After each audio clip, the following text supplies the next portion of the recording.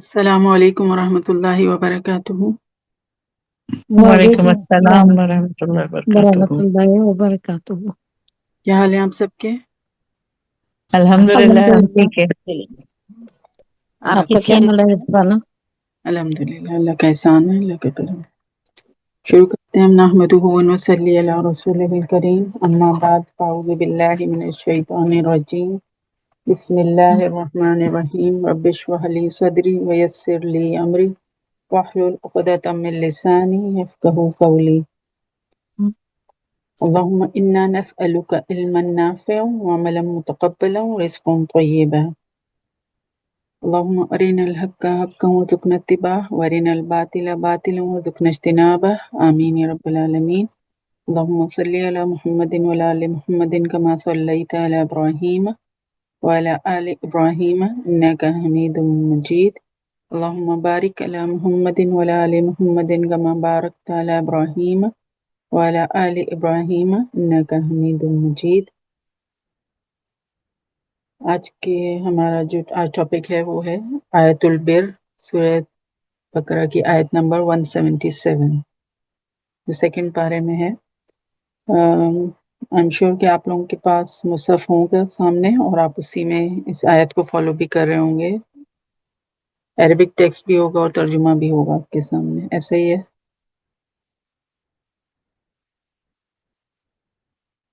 جی الحمدللہ۔ ٹھیک ہے، الحمدللہ۔ بسم اللہ الرحمن الرحیم۔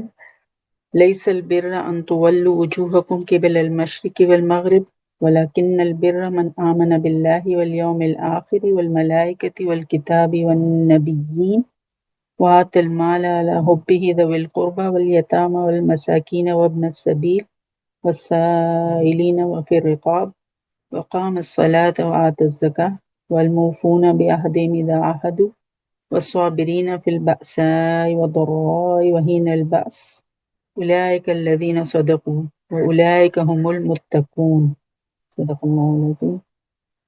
نیکی یہی نہیں ہے کہ تم اپنے چہرے مشرق و مغرب کی طرف پھیر دو، بلکہ اصل نیکی اس کی ہے جو ایمان لایا اللہ پر اور یوم آخر پر اور فرشتوں پر اور کتابوں پر اور انبیاء پر، اور دیا اس نے مال اس کی محبت کے باوجود رشتہ داروں کو اور یتیموں کو اور محتاجوں کو اور مسافر کو اور سائلوں کو اور گردنوں کے چھڑانے میں، اور قائم کی اس نے نماز اور ادا کی زکوٰۃ، اور پورا کرنے والے اپنے عہد کے جبکہ کوئی آپس میں معاہدہ کر لیں، اور بالخصوص صبر کرنے والے فقر و فاقہ میں، تکالیف و مصائب پر اور جنگ کے وقت۔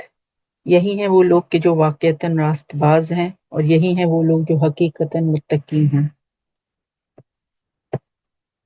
اب اس ترجمے کو ہم ذہن میں رکھ کر، اور آپ کی نظروں کے سامنے بھی ہے، کچھ پوائنٹس پر ہم بات کرتے ہیں۔ سب سے پہلی بات یہ کہ یہ ایک آیت ہے، ٹھیک ہے، آیت نمبر 177 سورۃ البقرہ۔ قرآن حکیم میں آیات چھوٹی بھی ہیں بڑی بھی، صرف ایک لفظ پر مشتمل آیت بھی ہے، جیسے کہ ہم نے پچھلی دفعہ جو سورۃ العصر کی تھی تو پہلی آیت کیا تھی؟ والعصر، جسٹ ون ورڈ ہے نا، اور آیت مکمل ہو گئی۔ بلکہ صرف حروف مقطعات پر مشتمل بھی آیات ہیں، ہے نا، اور طویل آیات بھی ہیں، جن میں سے کہ ایک آیت الکرسی بھی ہے، تو وہ ایک آیت ہے لیکن کتنی طویل ہے، اور ایک یہی ہے آیت البر جو آج ہم دیکھ رہے ہیں، ہے نا۔ تو اسی طرح صورتیں بھی چھوٹی بھی ہیں اور بڑی بھی۔ سورۃ العصر ہم نے دیکھا تھا کہ بہت مختصر ہے، جبکہ سورۃ البقرہ آپ دیکھیں تو 286 آیات پر مشتمل، اور پارہ وائز اگر دیکھیں تو تقریباً 2.5 پارے پر مشتمل ہے۔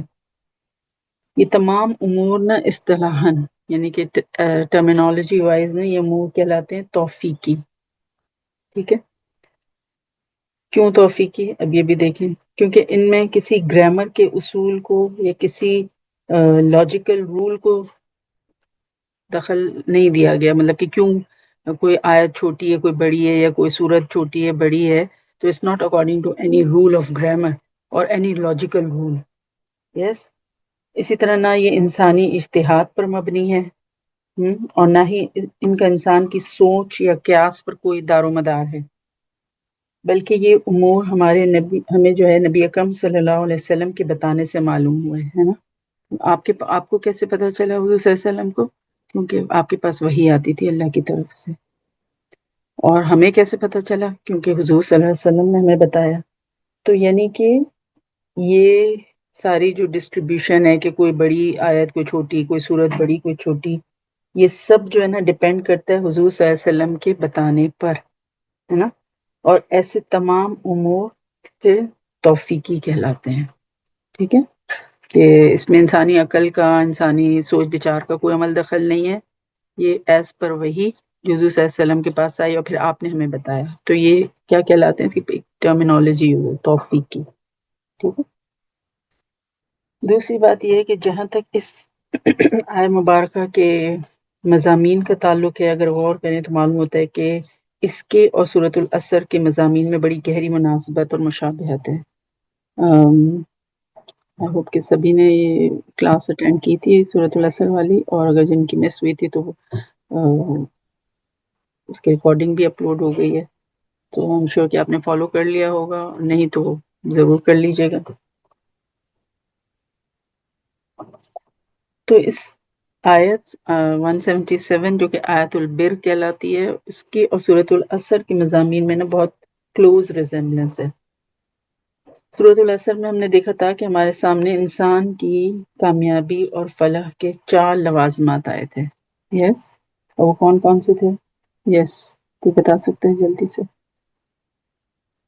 ایمان، عمل صالح اور نہیں انل منکر.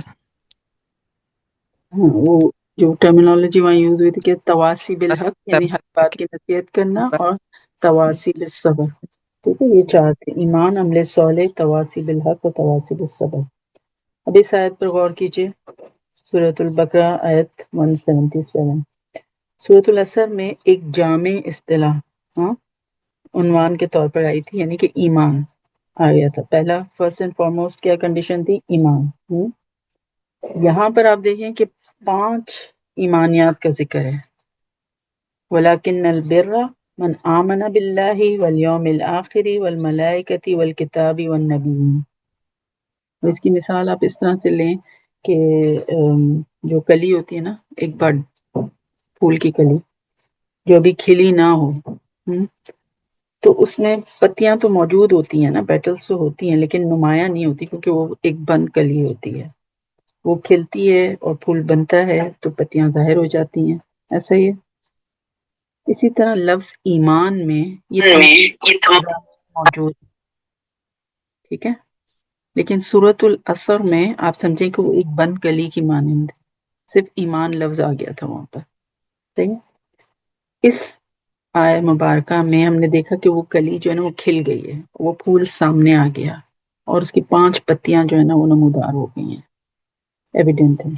یعنی ایمان کسے کہتے ہیں؟ اللہ پر ایمان، ملائکہ پر ایمان، یوم آخر پر ایمان، کتابوں پر ایمان اور انبیاء پر ایمان. ٹھیک ہے. پھر سورۃ العصر کا دوسرا جامع عنوان کیا تھا؟ ایمان، اور پھر کیا تھا؟ عمل صالح، ہے نا. لیکن وہاں پہ عمل صالح کو سچ بہت obviously ڈیفائن نہیں کیا گیا تھا. یہاں پر اگر آپ غور کریں تو عمل صالح کے اس جامع عنوان کے تحت آپ کو 3 سب ہیڈنگز ملتی ہیں، یا 3 سب ہیڈنگز آپ بنا سکتی ہیں. سب سے پہلے ہوگا انسانی ہمدردی اور خدمت خلق کا عنوان، یعنی انسان اپنے گاڑے پسینے کی کمائی ہوئی اپنی دولت جو اسے طبعا نیچرلی بہت پسند ہوتی، بہت مرغوب ہوتی ہے، محبوب ہوتی ہے، اسے وہ اس طبعی محبت کے ہوتے ہوئے، اس نیچرل انکلینیشن کے ہوتے ہوئے اپنے جیسے انسانوں یا اپنے بھائی بندوں، اپنی یعنی انسانیت کی تکلیف کو دور کرنے میں صرف کر سکے. ٹھیک ہے. دوسرا عنوان یا دوسری سب ہیڈنگ کیا بن جائے گی؟ عبادات یا حقوق اللہ، ہے نا، کہ جن میں نماز اور زکوٰۃ کا ذکر آیا ہے. اور تیسری سب ہیڈنگ یا عنوان کیا ہوگا؟ معاملات. معاملات سے. ٹھیک ہے. اور اس کے لیے آپ دیکھیں کہ ایفائے عہد کو پورا کرنا، وعدوں کو پورا کرنا، وعدہ وفا کرنا، اس کا بنیادی تعلق جو ہے نا وہ انسانی ڈیلنگ سے، معاملات انسانی سے ہے.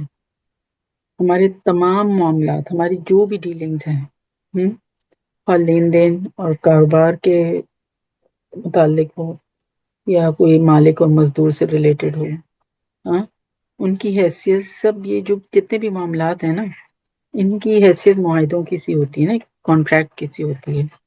اسی طرح شادی کی اگر بات کی جائے، وہ کیا ہے؟ وہ بھی ایک سوشل کانٹریکٹ ہے نا، ایک سماجی معاہدہ ہے. یعنی تمام انسانی معاملات کی اصل یا جڑ یا بنیاد عہد اور معاہدے پر قائم ہے. لہذا اگر کسی معاشرے میں ایفائے عہد پیدا ہو جائے تو مشکل ہے. ایفائے عہد یعنی عہد پورا کرنے کی عادت، عہد پورا کرنے کی خوبی. ٹھیک ہے، اگر یہ خوبی پیدا ہو جائے نا کسی معاشرے میں، تو یوں سمجھیے کہ انسانی تعلقات کی نا اسٹریم لائننگ ہو جائے گی اور تمام انسانی تعلقات کا معاملہ درست ہو جائے گا، اگر یہ ایک خوبی معاشرے میں پروان چڑھ جائے تو. پھر صورت العصر میں ہم نے صالح کی جو ایک جامع اصطلاح تھی نا، جس کو بھی ہم نے کمپیئر کیا اس آیت البر سے، تو یہاں ہم نے دیکھا کہ اس آیت البر میں اس کے 3 سب ہیڈنگز ہمارے سامنے آئی نا. اب اس کی وہ بھی تو ایک مثال سے سمجھیں تو تھوڑی بات اور بہت کلیئر ہو جاتی ہے نا، کلیئرٹی آ جاتی ہے. اس کی مثال بالکل ایسے جیسے ایک درخت کے تنے سے 3 بڑی بڑی شاخیں نکلیں. یعنی عمل صالح جو سورۃ العصر میں آیا وہ ایک تنے کی مانند ایک ٹرنک آف ٹری. ٹھیک ہے، اور اس کی جو 3 بڑی بڑی شاخیں اس سورہ مبارکہ میں نکلتی نظر آ رہی ہیں، مطلب اس سمجھے کہ اس آیت میں نکلتی ہم کو نظر آ رہی ہیں، وہ کیا ہے؟ انسانی ہمدردی اور خدمت خلق ایک، دوسرا حقوق اللہ اور عبادات، اور تیسرا معاملات انسانی اور ایفائے عہد. ٹھیک ہے، تو اب آئی ایم شیور کہ بہت کلیئر پکچر آپ کے ذہن میں آ گئی ہوگی.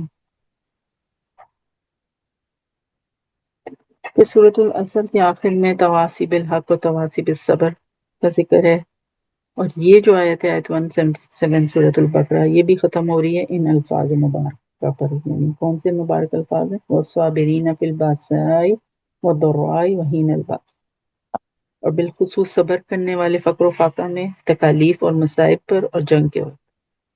اور صبر کے مقامات یا مواقع میں سے بھی 3 کا ذکر کر دیا گیا نا، جیسے عمل صالح کے تحت ہم نے کہا نا کہ 3 سب ہیڈنگز ہیں. تو صبر کے 3 مواقع میں سے پہلا کیا ہے؟ الباساء، وباسا کہتے ہیں فقر و فاقہ اور تنگی کو، ہے نا. دوسرا کیا ہے؟ الضراء، یہ کس سے بنا ہے؟ ضرر یعنی تکلیف، خواہ وہ جسمانی اذیت ہو، خواہ ذہنی کوفت ہو، ذہنی الجھن ہو. پھر ظاہر ہے کہ صبر اور ثابت قدمی کے اصل امتحان کا آخری میدان تو میدان جنگ ہے. ایسا ہی ہے جہاں پہ کہ انسان جان کی بازی کھیلتا ہے اور اپنی جان ہتھیلی پر رکھ کر اس کو خطرے میں ڈالتے ہوئے میدان میں آتا ہے نا. تو اس لیے پھر حین البعث کا بھی ذکر کیا گیا ہے. تو نیکسٹ پوائنٹ یہ ہے کہ اس آیہ مبارکہ کا اصل مضمون کیا ہے پھر. ٹھیک ہے، جو اتنا تھوڑا سا ہم نے بھی انٹروڈکشن پہ بات کی، کسی کے ذہن میں آ رہا ہے کہ کیا اس آیت میں ایک کیا چیز بتائی گئی ہے؟ مطلب کس چیز کو ڈسکرائب کیا گیا، کس کو ڈیفائن کیا گیا؟ آپ کے سمجھ میں کیا آتا ہے بتائیے. کہ نیکی کیا ہے نا، نیک عمل. ایگزیکٹلی، بالکل ایسا ہی ہے، نیکی کو ڈیفائن کیا گیا ہے یہاں پہ. ٹھیک ہے، مطلب پورا قرآن اس طرح سے بھرا ہوا ہے کہ نیک عمل کرو، صالح عمل کرو، بٹ ایکچوئل نیکی ہے کیا، وہ یہاں بتایا گیا ہے. ٹھیک ہے، تو آپ دیکھیں کہ جو آغاز ہوتا ہے نا اس آیت کا، جو شروع ہو رہی ہے، وہ کیسے ہو رہی ہے؟ لیس البر ان تولوا وجوہکم قبل المشرق والمغرب. یعنی نیکی یہی نہیں ہے کہ تم اپنے چہروں کو مشرق و مغرب کی طرف پھیر لو. یعنی نیکی کے ایک محدود تصور کی نفی سے بات شروع ہوئی ہے. ہاں، کہ نیکی صرف یہ نہیں ہے، نیکی از some thing more then that. ٹھیک ہے، اور اس کے بعد نیکی کا سمجھیں کہ ایک جامع اور مکمل تصور پیش کیا گیا ہے۔ وَلَٰكِنَّ الْبِرَّ سے بات جو شروع ہے، وَلَٰكِنَّ الْبِرَّ مَنْ آمَنَ بِاللَّهِ وَالْيَوْمِ الْآخِرِ وَالْمَلَائِكَةِ وَالْكِتَابِ وَالنَّبِيِّينَ وَآتَى الْمَالَ، مطلب پوری آخر تک۔ ہاں، تو یہ سمجھیں کہ جیسے بھی شازیہ نے بھی کہا کہ definition and explanation of virtuous deed اور رائچیس ڈیڈ یا نیکی کی تعریف کیا ہے، وہ اس کا امپلیکیشن کہاں ہوتا ہے، اس کو کیسے اپلائی کیا جا سکتا ہے، that is what is being told here, ٹھیک ہے، وہ یہاں پہ بتایا جا رہا ہے۔ اب سب سے پہلے تو اس موضوع کی اہمیت کو غور کر لیں ہم۔ اس کے لیے آپ دیکھیں کہ جس طرح ہمارا مادی وجود ہے نا، ہاں، ہمارا ایک جس کو کہنا چاہیے کہ ایک فزیکل ایگزسٹنس ہے، اس کے لیے کچھ چیزیں بنیادی لوازمات کی حیثیت رکھتی ہیں نا، باڈیلی ریکوائرمنٹس ہیں ہماری، جن کے بغیر ہماری زندگی کا تسلسل برقرار نہیں رہ سکتا، ہماری زندگی کی کنٹینیوٹی قائم نہیں رہ سکتی ہے۔ اور وہ کیا ہیں؟ ہوا، پانی اور غذا۔ اس کے بغیر کوئی زندگی کا تصور نہیں ہے نا؟ بالکل اسی طرح انسان کی ایک مانوی زندگی ہے، یس، ایک جو ہمارا ایک جسمانی وجود ہے، اس کے علاوہ بھی ہمارا ایک روحانی وجود بھی ہے نا، تو اس کی ایک مانوی زندگی جس کے لیے اس کی انا یا خودی کا زندہ اور برقرار رہنا ضروری ہے، ٹھیک ہے، ایک سیلف ریسپیکٹ ہونی چاہیے انسان کی۔ اگر وہ نہیں ہے تو انسان پھر بالکل ہی سمجھیں کہ جانوروں کی طرح سے، جانوروں کے لیول پہ اگر سیلف ریسپیکٹ ہی ہماری ختم ہو جائے ہمارے اندر سے، ہے نا، تو انا اور خودی کا زندہ اور برقرار رہنا ضروری ہے۔ اور اس کے لیے یہ چیز لازمی کہ ہر انسان نیکی کے کسی نہ کسی تصور کو اختیار کرے اور اس کے ذریعے اپنے ضمیر کو مطمئن کرے، اور وہ زندگی کے دوسرے پہلوؤں کے اعتبار سے کتنا ہی برا انسان کیوں نہ ہو، لیکن ایک یہ انسان کے اندر سے ایک یہ فیلنگ، ایک ارج، ایک کریونگ اٹھتی ہے کہ نہیں، I have to do something good. Yes. وہ انسان ہو سکتا ہے کہ کوئی ناگزیر مجبوری، اس انسان کی کوئی ایک اناوائڈیبل کوئی مجبوری ہو تو نیکی کا کوئی نہ کوئی، سمجھ لیں کہ کوئی کھاتا اپنی زندگی میں کھولنا چاہتا ہے اور اپنے زمین کو مطمئن کرے کہ بھئی اگرچہ میرے اندر یہ برائیاں ہیں، لیکن میں فلاں فلاں نیکی کے کام بھی تو کرتا ہوں، ہے نا، جو اللہ تعالیٰ نے ایک نفس لوامہ رکھا ہے، ملامت کرنے والا نفس، جو گناہ کرنے پر، برائی کرنے پر انسان کو اندر سے کچوکے لگاتا ہے، پنچ کرتا ہے، تو اس کو بھی تو سیٹسفائی کرنا ہوتا ہے نا۔ مزید یہ کہ وہ اپنی برائیوں کو جسٹیفائی اور ریشنلائز بھی کرتا ہے کہ میں جس برائی میں مبتلا ہوں اس کے لیے میری یہ مجبوری ہے کہ ناٹ اوائڈ اٹ، مجھے تو یہ تو کرنا ہی پڑے گا ورنہ میں زندگی گزارا نہیں ہو سکتا۔ کوئی رشوت لیتا ہے کہ بھئی میں میرا گزر بسر ہی نہیں ہو سکتا، I have to take it، لیکن پھر میں یہ نیکیاں بھی تو کر رہا ہوں نا، جو بھی وہ کر رہا ہوں، ہے نا؟ اور اس طرح وہ اپنے ضمیر کی خلش کو مٹاتا اور اپنے ضمیر کو مطمئن کرتا ہے۔ اسی لیے ہمارے معاشرے کے جو طبقات، اخلاق، معاشرے میں جو وہ اسٹریٹا ہیں، جو طبقات ہیں جو اخلاقی اعتبار سے سب سے زیادہ گرے ہوئے شمار ہوتے ہیں نا، ان کو بھی اگر اسیس کیا جائے، ان کا جائزہ لیا جائے تو معلوم ہوگا کہ نیکی کا کوئی نہ کوئی تصور ان کے ہاں بھی موجود ہے، جیسے کہ ڈاکو ہیں، چور ہیں، ہوتا ہے نا وہ رابن ہوڈ والا ایٹیٹیوڈ، کہیں سے ڈاکہ مارتے ہیں لیکن پھر خیرات بھی کر رہے ہوتے ہیں۔ پھر یہ جو فاحشہ عورتیں جسم فروشی کا کام کرتی ہیں، جو پروسٹیٹیوٹس ہیں، وہ بھی بڑی فلینتھروپی کے کام کر رہی ہوتی ہیں، ہے نا۔ تو ثواب اور ثواب کمانا، نیکی کرنا، ان کی ڈکشنریز میں بھی یہ سر فہرست ہوتا ہے۔ اب یہ تو وہ طبقات کی بات کی نا ہم نے جن کے بارے میں کسی کی رائے اچھی نہیں ہوتی، چور، ڈاکو، پروسٹیٹیوٹس، ان کے بارے میں کس کی رائے اچھی ہوتی ہے؟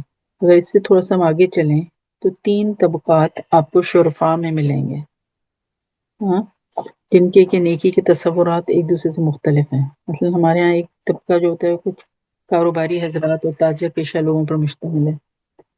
یہ لوگ دیندار ہیں، نماز، روزہ، زکوٰۃ، حج، عمرہ، دینی مدارس کی خدمت، علماء کی خدمت، سب میں یہ پیش ہوتے ہیں، لیکن الا ماشاء اللہ، ٹھیک ہے، اس طبقے کی ایسی باتیں نہیں سامنے آئے گی کہ ٹیکس بچانے کے لیے غلط حساب کتاب بھی ہو رہا ہے، بلیک مارکیٹنگ اور اسمگلنگ بھی ہو رہی ہے، ذخیرہ اندوزی بھی ہے، ملاوٹ بھی کی جا رہی ہے، سودی معاملات میں بھی ملوث ہیں، ہوتا ہے نا۔ اسی طریقے سے کبھی محسوس ہوگا کہ اگرچہ ویسے تو نمازی ہیں اور حاجی نہیں الحاج ہیں، نیک بھی ہیں، لیکن ساتھ ہی دل بڑا کٹھن ہے، کٹھور دل جس کو کہتے ہیں نا، بڑی سخت دل ہے، دل میں نرمی والی کیفیت موجود نہیں۔ تو کیا سمجھ آئے کہ ایک ملوبہ سا ہے، ایک مکس پلیٹ سی چل رہی ہے کہ ایک طرف بھلائی ہے، نیکی ہے، خیر ہے، اور اس کے ساتھ بعض چیزیں ہیں وہ جو اخلاقی اور دینی اعتبار سے حد درجے نامناسب ہے۔ پھر ایک دوسرا طبقہ جدید تعلیم یافتہ لوگوں کا ملے گا، وہاں یہ بات آپ کے سننے میں آئے گی کہ اصل نیکی تو یہ ہے کہ بھئی جو آپ کی آفیشیل ڈیوٹیز ہیں نا وہ آپ کتنی سنسیئرلی پوری کرتے ہیں، باقی جو ریلیجن کا معاملہ ہے نا، نماز روزہ وغیرہ، یہ تو سب کا پرسنل میٹر ہے، یہ تو نجی اور ذاتی معاملہ ہے، اگر کوئی کرتا ہے تو اپنے لیے کرتا ہے، اگر نہیں کرتا تو بہرحال یہ بھی اس کا ذاتی معاملہ ہے، وہ خود اللہ کو جواب دے گا۔ تو کیا معلوم ہوا کہ یہ تصور نیکی بالکل برعکس ہے اس نیکی کے تصور سے جس کا بھی ہم نے پہلے بیان کیا ہے نا۔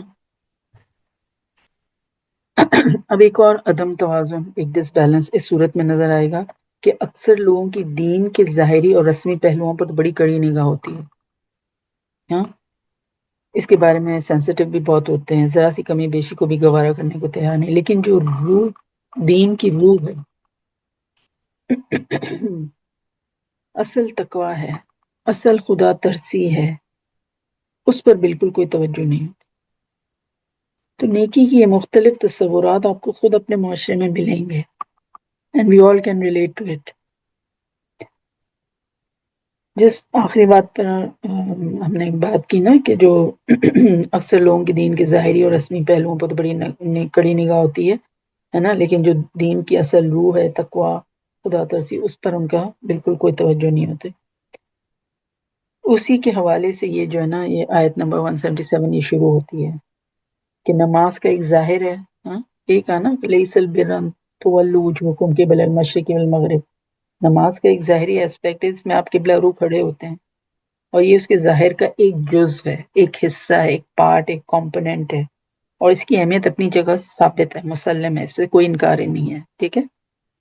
لیکن جب کچھ لوگوں میں صرف ظاہر ہی کی اہمیت رہ جاتی ہے اور جو اصل روح ہوتی ہے نماز کی اس پر سے توجہ کم ہو جاتی ہے، تو پھر وہ غیر متوازن کیفیت جو ہے نا وہ ظاہر ہوتی ہیں، جو کہ اصل مطلوب نہیں ہے، ٹھیک ہے۔ اس کو علامہ اقبال نے بہت خوبصورتی سے بیان کیا کہ شوق تیرا اگر نہ ہو میری نماز کا امام، میرا سجود بھی حجاب اور میرا قیام بھی حجاب۔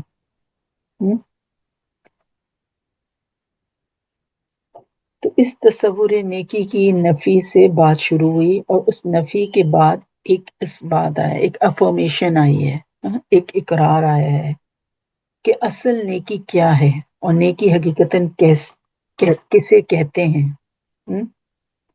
جیسے کہ پہلے عرض کیا گیا تھا کہ اس آیہ مبارکہ میں نیکی کے ایک سطحی اور محدود تصور کی نفی سے بات شروع ہوئی، ٹھیک ہے، اور پھر نیکی کا ایک جامع اور ایک ہمگیر تصور ہے جو کہ بیان کیا گیا ہے، یعنی اس آیت کا انداز وہی ہے جو کہ ہمارے کلمہ طیبہ کے پہلے پارٹ کا ہے۔ کیا ہے ہمارے کلمہ طیبہ کا پہلا پارٹ؟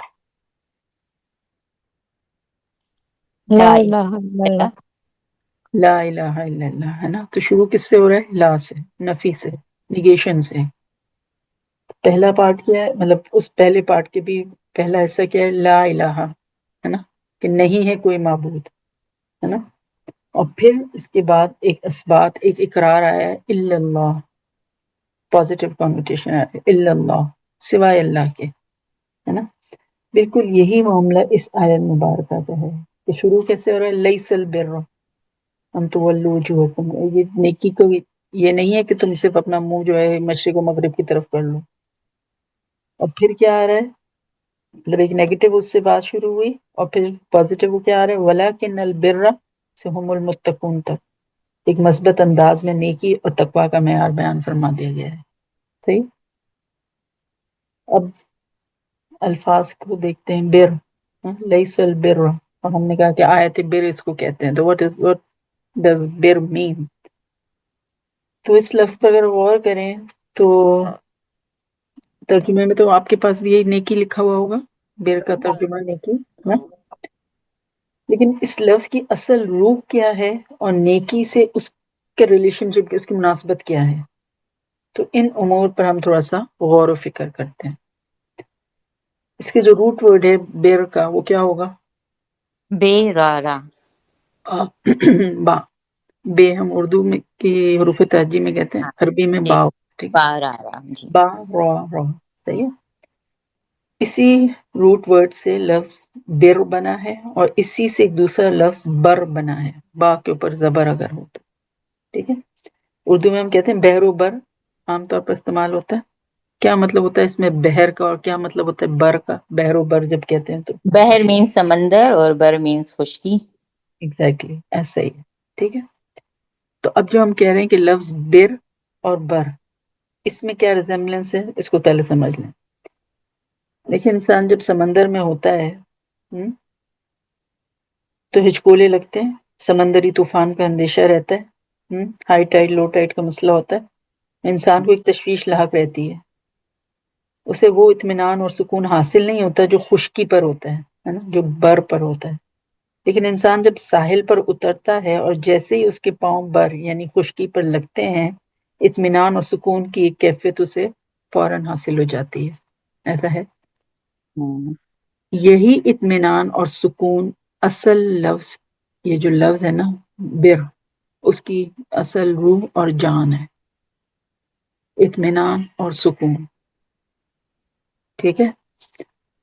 اب اس کے ایسنس کو، اس کے مفہوم کو سامنے رکھ کے اب ہم نیکی کو کیسے ڈیفائن کریں گے کہ انسان کے وہ اعمال جو اسے قلبی سکون عطا کرتے ہیں، جو ضمیر کی خلش کو مٹاتے ہیں، جو تسکین باطنی کا موجب ہوتے ہیں، انہی کو ہم نیکی کہتے ہیں. ہے نا؟ یعنی کہ وہ اچھے اعمال یا وہ those good deeds which give you a feeling of contentment, internal satisfaction، وہ ہے نیکی. صحیح. تو کسی نے بہت اچھی بات کہی کہ وہ تمام نیکیاں اور بھلائیاں جو سکون بخشتی ہیں اور زخموں کو بھر دیتی ہیں اور رحمت کا باعث بنتی ہیں، انسان کے قدموں پر پھولوں کی طرح بکھری ہوئی ہیں. اس معاملے میں نہ کوئی راز کی بات ہے اور نہ ہی کسی پر خصوصی نوازش اور کرم، بلکہ ان کا معاملہ بالکل اس دھوئیں کی مانند ہے جو کسی غریب کی کٹیا کے چولہے سے بھی اسی طرح بلند ہوتا ہے جیسے کسی مغرور انسان کے محل کے آتش دان سے. تو ایکول اپرچونٹیز ہیں سب کے پاس. یعنی نیکی میں، خیر میں، بھلائی میں، خدمت خلق میں ایک عجیب تسکین بخش کیفیت ہوتی ہے جس سے امیر بھی لطف اندوز ہو سکتا ہے اور غریب بھی لطف اندوز ہو سکتا ہے. بالکل ایسے جیسے کہ کسی زخم پر کوئی مرہم کی پٹی رکھ دی جائے. اور یہی ریزمبلنس ہے بر اور بر کے درمیان. ٹھیک. اب اس آیہ مبارکہ پر جب ہم تدبر کرتے ہیں، ڈیپ تھنکنگ کرتے ہیں، تو جو پہلی بات سامنے آتی ہے وہ یہ ہے کہ نیکی کے بحث میں، نیکی کی جو یہ ڈسکشن ہو رہا ہے نا، اس میں سب سے پہلے ایمان کا ذکر کیوں ہو رہا ہے، یہ سوال اٹھتا ہے. تو ہم یہ بات کر رہے تھے کہ جو آیت ہے، آیت البر، سورہ بقرہ کی آیت 177، اس پہ جب ہم ڈیپ تھنکنگ کرتے ہیں نا تو ایک بات ذہن میں جو فرسٹ اینڈ فارموسٹ کلک کرتی ہے وہ یہ کہ سب سے پہلے ایمان کا ذکر کیوں ہو رہا ہے. ظاہری طور پر ہم سب جانتے ہیں کہ ایک عجیب ایک مطلب یہ جو ایمان سے نیکی کو جوڑا جا رہا ہے تو تھوڑا سا ہم کو یہ عجیب لگتا ہے، یہ اسٹرینج لگتا ہے، یا بے جوڑ سی چیز معلوم ہوتی ہے، کیونکہ ہم تو نیکی کا تعلق عمل سے سمجھتے چلے آ رہے تھے نا. نیکی some thing you put forward, ہے نا، کوئی عمل کر کے دکھائیں. اور یہ پھر ایمان کے انڈر ڈیفینیشن کیوں آ رہی ہے کہ ایمان کا تعلق نیکی سے کیا بن رہا ہے؟ اسی لیے کہ نیکی کی جو قبولیت ہوگی وہ ایمان پہ ہی تو ہوگی نا. بالکل ایسا ہی ہے کہ یہاں صرف پھر آپ یہ بھی دیکھیں کہ ایمان کی جب بات ہو رہی ہے تو صرف ایمان باللہ ہی کی نہیں بات ہو رہی، بلکہ اور چند ایمانیات کا بھی ذکر بہت زور و شور کے ساتھ ہو رہا ہے نا. تو جی قابل غور بات یہ ہے کہ ان ایمانیات کا نیکی کی جو یہ ڈسکشن چل رہی ہے اس کے ساتھ کیا ریلیشن شپ بنتا ہے. اب ہم سب جانتے ہیں کہ فلسفہ اخلاق ہے نا، یا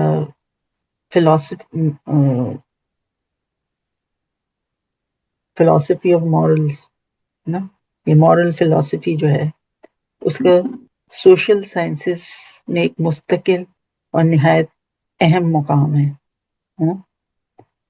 یہ کہ اس فلسفہ اخلاق میں، اس مورل فلسفی میں دو بنیادی سوالات ہیں.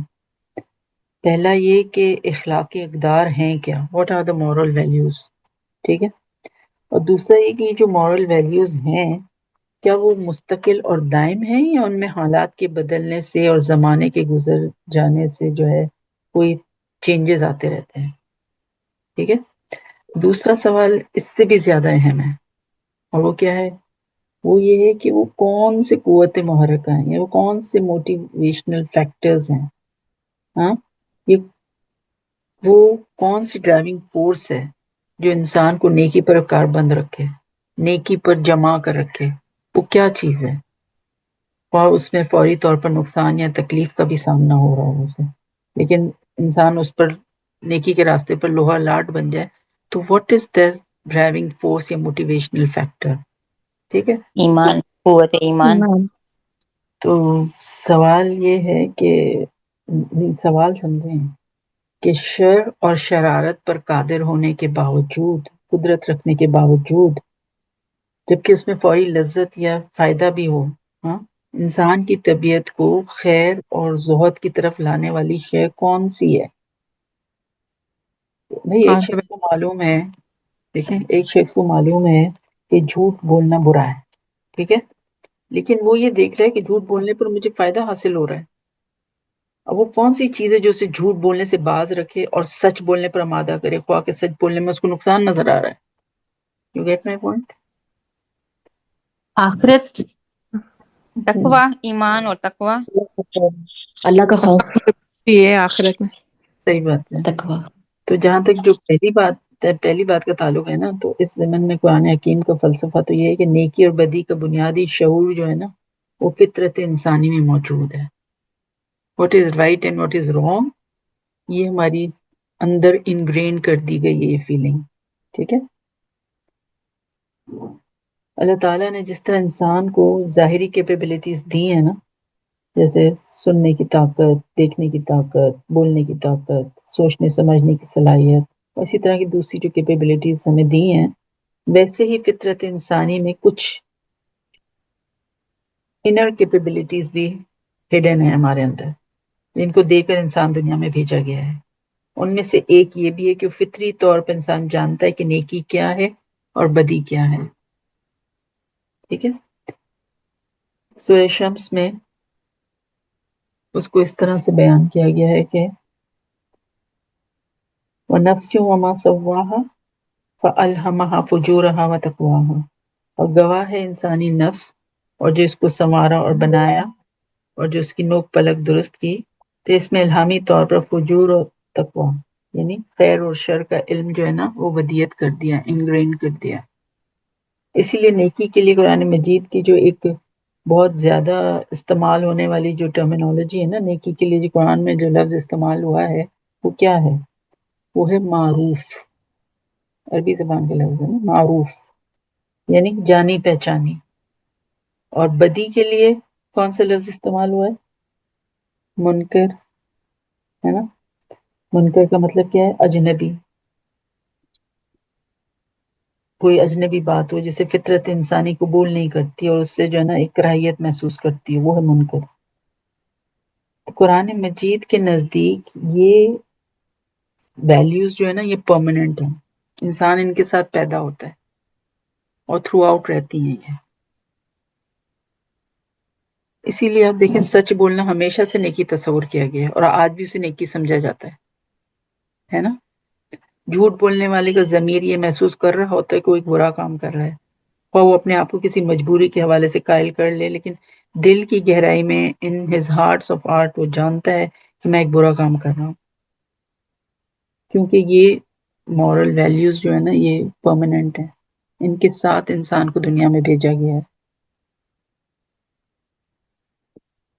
جو ہمارے آس پاس جو مٹیریل ورلڈ ہے نا وہ تو بدلتی رہتی ہے، اس میں چینجز آتے رہتے ہیں. جو کلچر اینڈ سویلائزیشن ہیں وہ ایوالو ہوتی رہتی ہیں، لیکن فطرت انسانی کے جو محکمات ہیں، یعنی جو بائی نیچر انسان ہے نا، جو نیچرل ویلیوز انسان کے اندر انگرین کی گئی ہیں، جن کے ساتھ وہ پیدا ہوتا ہے، وہ تو اسٹیبلشڈ ہیں، وہ چینج نہیں ہوتی ہے نا. اگر ہم ویسٹرن فلاسفرز جس میں کہ کانٹ کا نام جو ہے بہت سر فہرست ہوتا ہے، اس کی اگر ہم بات کریں، ہاں اس نے اپنی کتاب میں کیا لکھا ہے؟ اس نے اپنی کتاب میں بہت ہی زور و شور کے ساتھ یہ بات پیش کی ہے کہ انسانی اخلاق کے لیے کوئی بنیاد نہیں ہے جب تک کہ وہ اللہ کو نہ مانے، جب تک کہ وہ خدا کو نہ مانے. انسان اخلاق کی سطح پر سروائیو ہی نہیں کر سکتا جب تک کہ وہ خدا کو نہ مانے. اس کا مورل ڈکلائن ہو جائے گا، اگر مورلی وہ ڈکلائن ہو جائے گا اگر وہ اللہ کو نہیں مانتا. You get it? یہ اس نے لکھا ہے جو کہ نان مسلم، مطلب وہ کہتا ہے کہ اس کے بغیر اللہ کو مانے بغیر اخلاقیات کے لیے کوئی بنیاد ہی نہیں ہے، کوئی بیس ہی نہیں قائم ہو سکتی. لہذا اگر انسان کو اخلاقی رویہ اختیار کرنا ہے تو اسے اللہ کو ماننا ہوگا. وہ کہتا ہے اس کے بغیر انسان کو کوئی اخلاقی تشخص، کوئی مورل آئیڈینٹی یا کوئی ریکگنیشن وہ حاصل ہو ہی نہیں سکتی. پھر انسان اور جانور برابر ہو جائیں گے، ان میں اخلاقی حس تو نہیں ہوتی نا جانوروں میں. تو یہی ہے وہ حقیقت نفس جو اس آیت میں بیان فرمائی گئی ہے کہ ایمان باللہ اور ایمان بالآخرہ نیکی اور بھلائی کے لیے قوت محرکہ فراہم کرتے ہیں، موٹیویٹنگ فیکٹر، ڈرائیونگ فورس فراہم کرتے ہیں. قرآن انسان سے کہتا ہے کہ نیک بنو، اچھے اور بھلے کام کرو، کیونکہ اللہ کو نیک لوگ پسند اور محبوب ہیں. حدیث کہتی ہے کہ تمام مخلوقات اللہ کے کنبے کے مانند ہیں، لہذا جو لوگ اللہ کی رضا کے متلاشی ہیں ان کو خدمت خلق کے لیے ہر دم کمر بستہ رہنا چاہیے.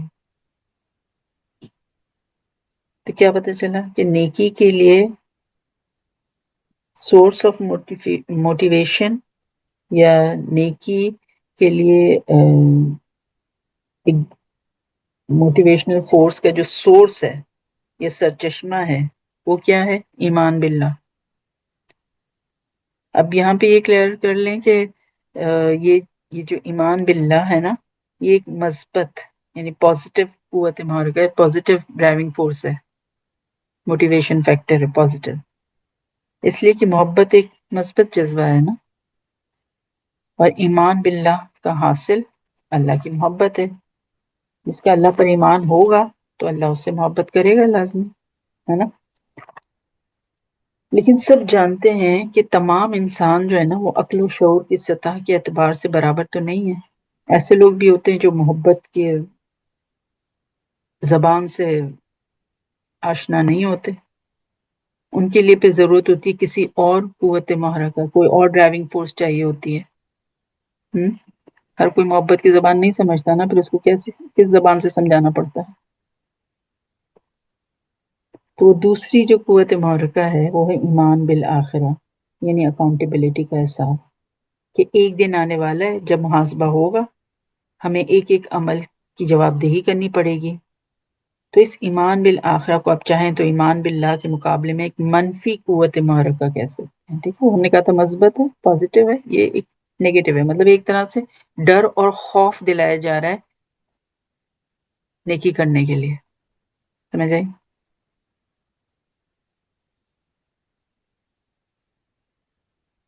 دیکھیں کہ قرآن میں صرف جنت کا ہی ڈسکرپشن تو نہیں ملتا، جنت کے ساتھ ساتھ جہنم کا بھی ملتا ہے، کیونکہ کوئی جو ہے وہ جنت کے انسینٹو کی وجہ سے ایمان کے راستے پر آتا ہے، صراط مستقیم پر آتا ہے، اور کوئی جو ہے وہ جہنم کے خوف سے جو ہے صراط مستقیم کا مسافر بنتا ہے. تو کیا وہی نہ جانے گا جس نے پیدا کیا ہے؟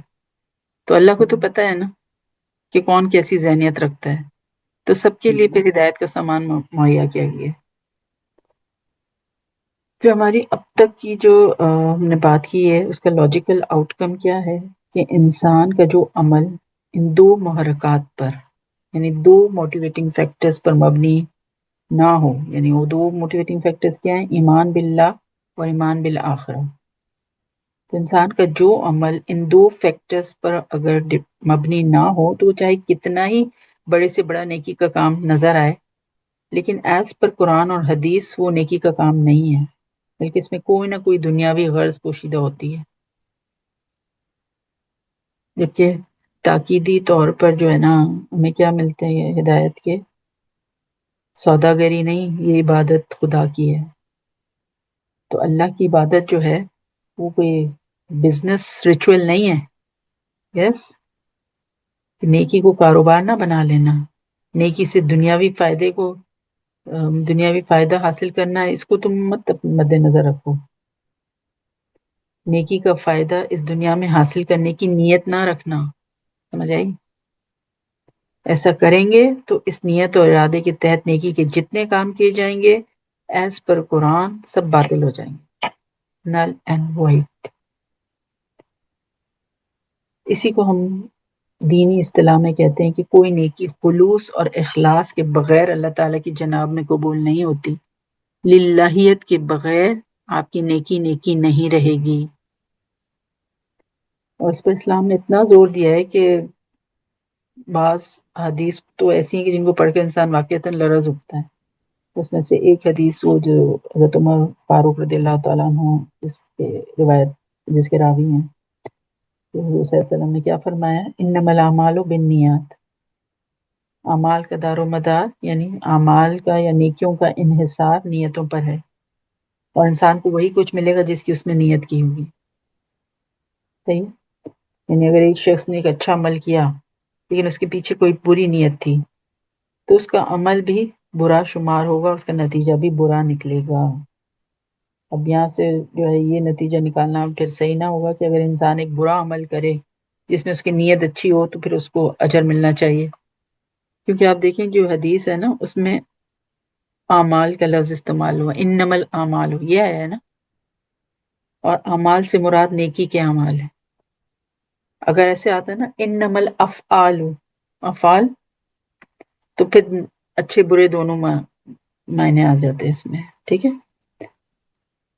مزید یہ کہ نیت کا معاملہ ہو تو اللہ کے ساتھ ہے. نیت کس کو نظر آتی ہے؟ اللہ کو پتہ ہوتی ہے نا. تو ہم اس پر اس کے ظاہر کے اعتبار سے برائی کا حکم لگائیں گے. کسی کی نیت اچھی تھی لیکن کام برا ہوا، تو اب جو برا کام ہوا اسی کے حساب سے ہم تو ڈیل کریں گے نا اس کو. اس لیے کہ ہم دنیا میں صرف ظاہر پر ہی فیصلہ کر سکتے ہیں. البتہ یہ ہو سکتا ہے کہ کوئی شخص کسی ایسے کمپلیکسٹی میں ہو یا کسی ایسی مجبوری میں گرفتار ہو جس سے نکلنا اس کے لیے قطعاً ناممکن ہو، تو پھر اس کے لیے رعایت ہو سکتی ہے، لیکن اس کو ہم پھر وہی کہیں گے کہ واللہ عالم بالصواب.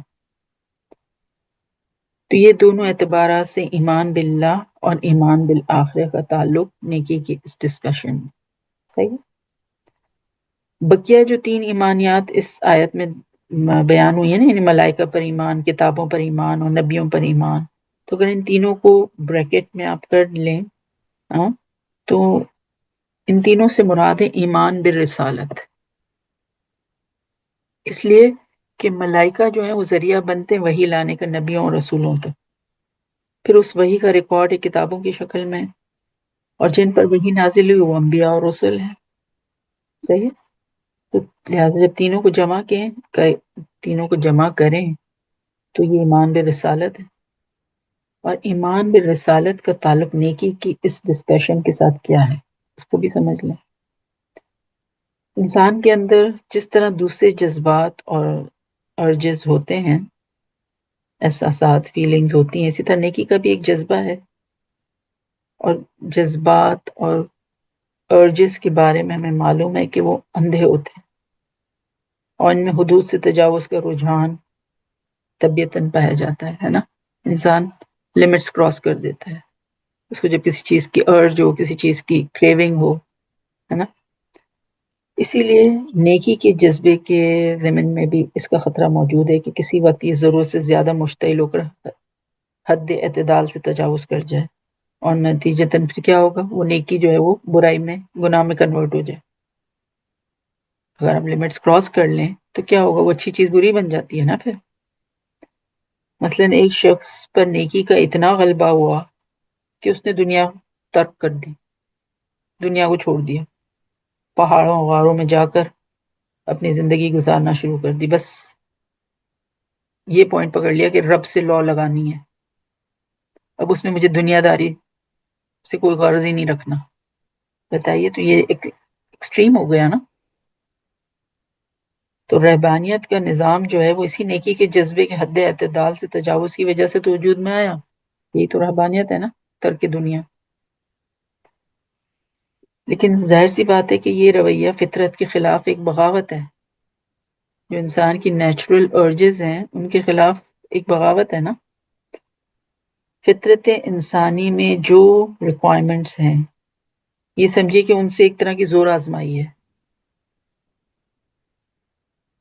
انسان کا دل چاہ رہا ہے اچھا کھانے کو، نہیں، اپنے اوپر پابندی لگائیے کہ نہیں، میں نے صرف پانی پینا ہے یا دال روٹی کھانی ہے میں نے، اور کچھ نہیں کھانا۔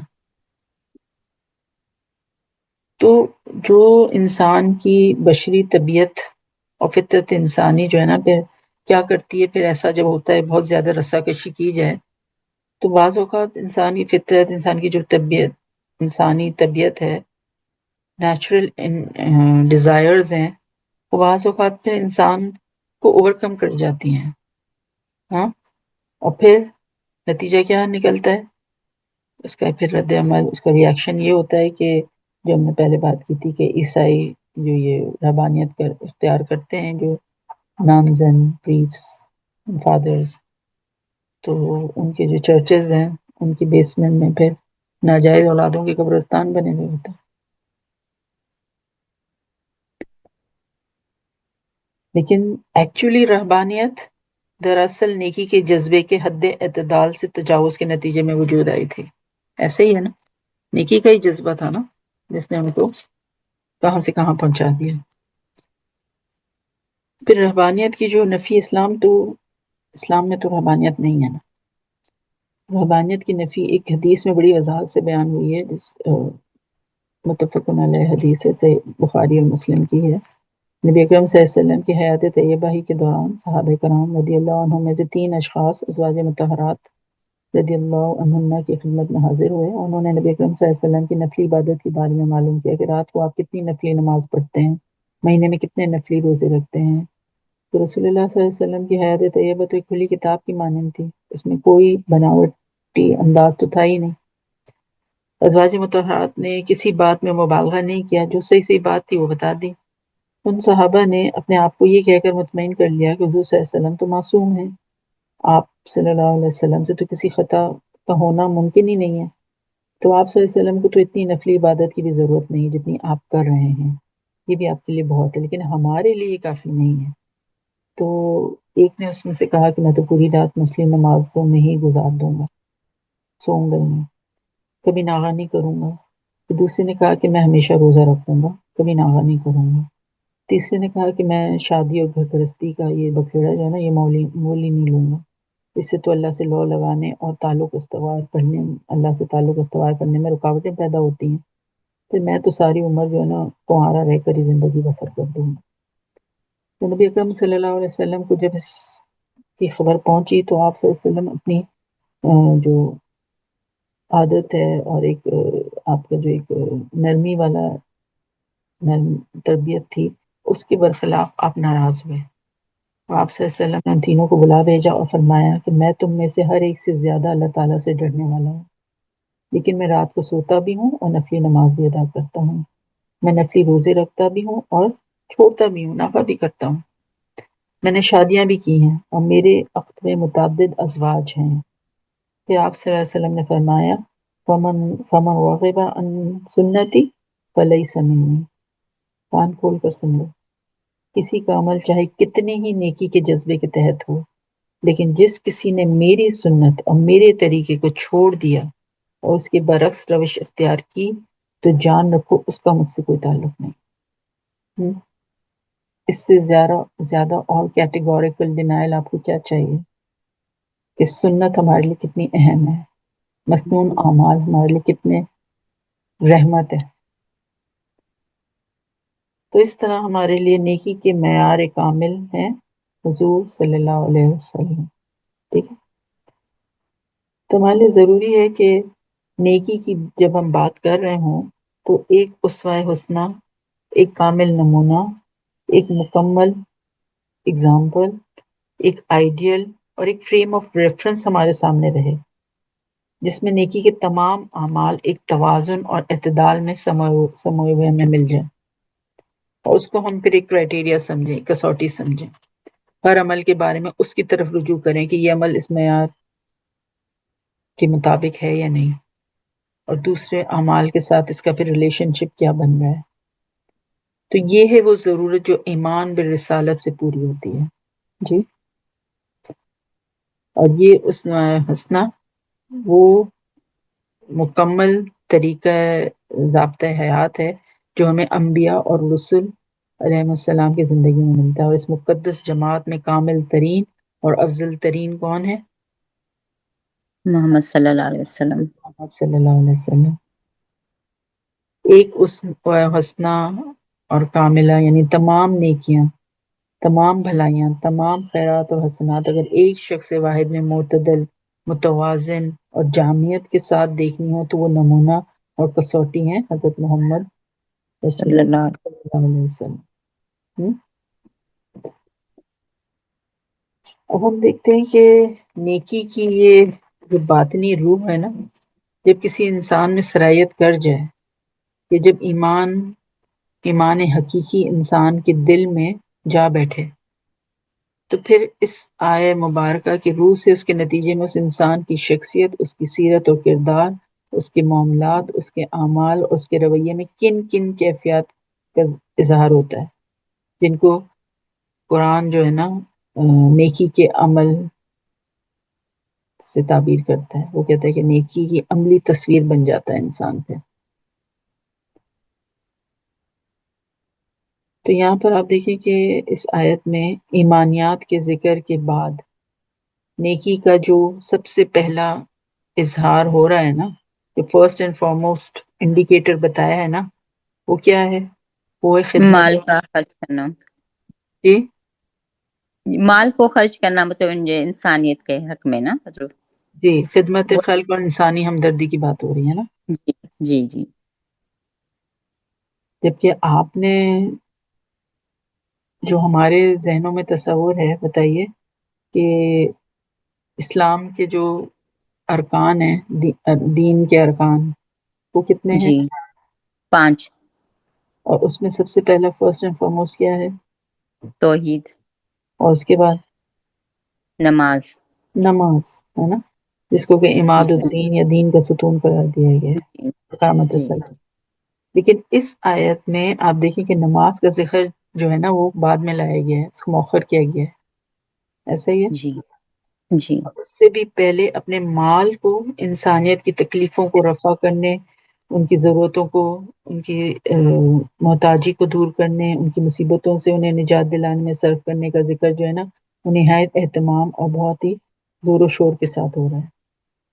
ہوں یہ معاملہ بہت اہم ہے، اور واقعی یہی ہے کہ جہاں کہیں نیکی کی حقیقت کی بحث ہوگی نا، وہاں ترتیب وہ ہوگی جو اس آیہ مبارکہ میں ہے، اس کو سمجھ لیں آپ، ٹھیک ہے۔ جہاں پر بھی نیکی، حقیقی نیکی کیا ہے نا وہ ڈسکس ہوگی تو یہی ترتیب ہوگی جو اس آیت میں بیان ہوئی ہے۔ لیکن جہاں ارکان اسلام کی بات ہو رہی ہوگی وہاں ترتیب وہ رہے گی جو ایک مشہور حدیث میں بیان ہوئی ہے، جس کا ایک مفہوم یہ ہے کہ اسلام کی بنیاد 5 ستونوں پر تعمیر کی گئی ہے: کلمہ شہادت، نماز، زکوٰۃ، صوم رمضان اور حج۔ یہاں چونکہ بحث نیکی کی حقیقت کی ہو رہی ہے نا، کہ حقیقی نیکی ہے کیا ایکچولی، ہے نا، لہذا یہاں اس کے ریفرنس سے ترتیب قائم کی گئی ہے کہ انسان کے عملی رویے میں نیکی کا جو فرسٹ اینڈ فارموسٹ اظہار ہے نا، وہ انسانی ہمدردی کو قرار دیا گیا ہے۔ قرآن مجید اس بات پر جس قدر زور دیتا ہے، اس کا اندازہ جو ہے نا آپ سورہ آل عمران کی اس آیت سے بھی لگا سکتے ہیں، جس میں کہ معاملہ جو ہے بہت پرومیننٹ ہو کر سامنے آ رہا ہے، جو 4 پارہ شروع ہوتا ہے: لن تنالوا البر حتی جی تم نیکی کے مقام تک پہنچ ہی نہیں سکتے جب تک کہ تم خرچ نہ کرو اللہ کی راہ میں وہ چیز جو تمہیں محبوب ہے۔ یعنی وہ چیز نہیں جو دل سے اتر گئی ہو، نہ وہ چیز جو کہ بیکار ہو گئی ہے، بلکہ وہ چیز جو تمہارے دل میں کھوبی ہوئی ہو، جو تم کو بہت پسند ہو، جو تم کو محبوب ترین ہو۔ اگر تم محبوب چیز یعنی مال، اور مال سے کتنی محبت ہے انسان کو، ہے نا، وہ اللہ کی راہ میں اپنی جیسے انسانوں کی تکلیفوں کو دور کرنے میں خرچ نہیں کر سکتے، تو پھر تم یہ بات جان لو کہ نیکی میں سے تم کو کوئی حصہ نہیں ملے گا، تمہارا شمار جو ہے نا وہ پھر متقین میں اور ابرار میں نہیں ہو سکے گا۔ ابرار بر سے نا، بہت زیادہ نیکی کرنے والے۔ پھر آپ یہ بھی جان لیں کہ ہر لفظ اور ہر اصطلاح، ہر ٹرمینالوجی کا ایک مفہوم ہوتا ہے، اور اس کی کچھ ایک ہڈن ایسنس بھی ہوتا ہے جو اسے آپ الگ نہیں کر سکتے۔ خاص طور پر جو الفاظ جو ٹرمینالوجی کی حیثیت اختیار کر لینا، تو ان کا ایک خاص مفہوم، ایک خاص کنوٹیشن معین ہو جاتا ہے، فکس ہو جاتا ہے۔ مطلب اگر یہ کہا جائے کہ فلاں شخص عالم ہے، تو لفظ عالم کا اپنا ایک مفہوم ہے نا۔ اسی طرح اگر یہ کہا جائے کہ کوئی زاہد ہے یا عابد ہے، تو زاہد اور عابد، ہے نا، زاہد یعنی زہد سے کہ پرہیزگار ہے، عابد یعنی عبادت گار ہے، تو اس کا اپنا اپنا ایک انڈیویجول مفہوم ہے نا۔ تو ہو سکتا ہے کہ ایک شخص عالم ہو، عابد ہو، زاہد ہو، لیکن ایز پر قرآن کے اکارڈنگلی وہ شخص نیک شمار نہیں ہوگا، نہ ہی اس کا شمار ابرار میں ہوگا، جب تک اس کے اندر انسانی ہمدردی کا وصف اور بنی نوع انسان کی تکالیف کو دور کرنے کا جذبہ موجود نہ ہو۔ سمجھ آئی نا؟ یہ ہے جو بات یہاں پر کہ جس کی طرف ذہن مبذول کیا جا رہا ہے۔ تو اس آیت کے جو الفاظ ہیں ان سے تو یہ بات نیکی کی بحث میں بہت واضح اور obvious ہو کر سامنے آتی ہے، لیکن اپنی اہمیت کے اعتبار سے یہ مضمون قرآن مجید میں دوسرے مقامات پر بھی مختلف انداز میں بیان ہوا ہے۔ ٹھیک ہے، سورۃ اللیل میں کیا آتا ہے؟ ان سعیکم لشتی، لوگوں یقیناً تمہاری سعی، تمہاری جدوجہد، تمہاری کوشش، تمہاری تگ و دو، تمہاری بھاگ دوڑ کے نتائج بڑے مختلف اور متضاد ہوتے ہیں۔ پھر اللہ رب العزت نے 2 مختلف نتیجوں کا ذکر فرمایا ہے اسی صورت میں، فَأَمَّا مَنْ أَعْطَى وَاتَّقَى وَصَدَّقَ بِالْحُسْنَى فَسَنُيَسِّرُهُ لِلْيُسْرَى، تو جس نے سخاوت اختیار کی اور برائی سے بچا اور بھلی بات کی تصدیق کی، تو اسے ہم رفتہ رفتہ بڑی آسانی کا اہل بنا دیں گے۔ یعنی ایک راستہ وہ ہے جس کا پہلا قدم ہے آتا، یعنی جود و سخاوت، اور یہ راستہ آسانی کی طرف لے جانے والا ہے۔ اس کے برعکس راستہ وہ ہے جس کا پہلا قدم بخل ہے، جو کہ آگے فرمایا اسی سورۃ اللیل میں، وَأَمَّا مَنْ بَخِلَ وَاسْتَغْنَى وَكَذَّبَ بِالْحُسْنَى فَسَنُيَسِّرُهُ لِلْعُسْرَى، اور جس نے بخل سے کام لیا اور لاپرواہی اختیار کی اور بھلی بات کو جھٹلایا، تو اسے ہم رفتہ رفتہ کڑی سزا کی طرف لے چلیں گے۔ یعنی یہ راستہ تنگی اور سختی کا راستہ ہے۔ اسی طرح دیکھیں سورہ بلد نے فرمایا کہ ہم نے انسان پر کیا کیا اور کیسے کیسے احسانات کیے، ہاں، ایز پر قرآن جو کیا الفاظ آتے ہیں، أَلَمْ نَجْعَلْ لَهُ عَيْنَيْنِ وَلِسَانًا وَشَفَتَيْنِ وَهَدَيْنَاهُ النَّجْدَيْنِ، کیا ہم نے اس کو 2 آنکھیں نہیں دی، اور ایک زبان اور 2 ہونٹ نہیں دیے، اور اس کو دونوں راہیں یعنی وہدیناہ النجدین یعنی تقوی اور فسق و فجور کی راہیں، دونوں سجا نہیں دی ہم نے اس کو، لیکن یہ انسان بڑا تھردلا ثابت ہوا ہے اور کم ہمت اور ناشکرا نکلا۔ تو آگے کیا فرمایا؟ فلقتحم العقبہ وما ادراک ما العقبہ فک رقبہ او اطعام فی یوم ذی مسغبہ یتیما ذا مقربہ او مسکینا ذا متربہ۔ بس وہ گھاٹی عبور نہ کر سکا، اور کیا سمجھے تم کہ وہ گھاٹی کون سی ہے؟ اب آگے جو ہے نا اس گھاٹی کا ذکر ہے جس کا تعلق انسانی ہمدردی اور خدمت خلق میں اپنے مال کو خرچ کرنے سے ہے، اسی کی بات کی جا رہی ہے یہاں پہ۔ کسی گردن کو چھڑا دینا، ہاں، یا کسی یتیم کو قحط کے ایام میں جبکہ اپنے لالے پڑے ہوئے ہوں کھانا کھلا دینا جبکہ وہ قرابت دار بھی ہو، یا کسی مسکین کو کھانا کھلا دینا جبکہ وہ خاک میں رل رہا ہو، تو یہ ہے مشکل وادی۔ اگر انسان اس کو عبور کر لے اور پھر شعوری طور پر ایمان لائے تو وہ کیا ہوگا؟ نور علی نور، وہ والا ایمان ہو جائے گا اس کا۔ اور اسی سورہ بلد میں پھر آگے کی فرمایا ثم کان من الذین آمنوا وتواصوا بالصبر وتواصوا بالمرحمہ، پھر وہ شامل ہوا ان لوگوں میں جو ایمان لائے اور جنہوں نے ایک دوسرے کو صبر اور آپس میں ہمدردی کی پرزور تاکید کی۔ تو قرآن نے تو ہر جگہ مختلف انداز میں خدمت خلق، خدمت انسانیت پر زور دیا ہے کہ اپنا مال خرچ کرو انسانیت کی تکلیفوں کو دور کرنے کے لیے۔ چند احادیث جو ہیں اس حوالے سے بھی آتی ہیں جن میں کہ بڑے علم و حکمت کے خزانے ہیں جو بیان ہوئے ہیں۔ اس کو ہم کہتے ہیں کہ نبی اکرم صلی اللہ علیہ وسلم نے کوزے میں دریا سمو دیا ہے کہ آپ صلی اللہ علیہ وسلم نے فرمایا جو شخص دل کی نرمی سے محروم رہا وہ کل کے کل خیر سے محروم ہو گیا۔ ایک اور حدیث میں آتا ہے کہ نبی اکرم صلی اللہ علیہ وسلم فرماتے ہیں اللہ اس شخص پر رحم نہیں فرماتا جو انسانوں پر رحم نہیں کرتا۔